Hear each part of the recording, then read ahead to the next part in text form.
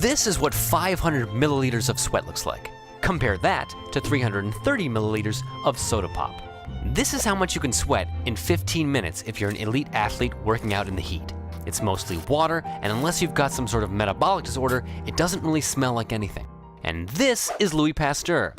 He pioneered the field of microbiology, he's been called the father of germ theory, and he's most famous for proving that bacteria don't appear out of nowhere. 1, 2, 3, 4.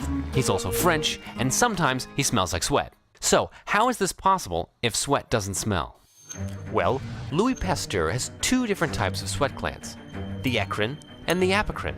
The eccrine sweat glands cover his entire body, and they produce the sweat that's used to keep him cool. The apocrine sweat glands are only found in specific areas, like the armpits or the inguinal region.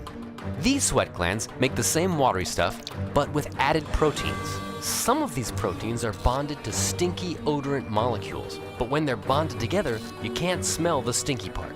The bacteria living in Louis' armpits are hungry for the protein, so they break this bond, releasing the odorant. Think of it like a candy bar, with the stinky part, the wrapper, bonded to the non-stinky part, the chocolate bar. To get at this delicious protein, the bacteria have to separate the stinky part from the non-stinky part. Then they eat the protein and discard the stinky molecule, which is now free to waft its way into your nose. And that's what smells. So, the guy who studied bacteria is also covered in bacteria. Hungry, littering bacteria. Which explains why it's not the French that smell. It's all the discarded odorant molecules from all the littering French bacteria that are living in their armpits. They're living in my armpits too.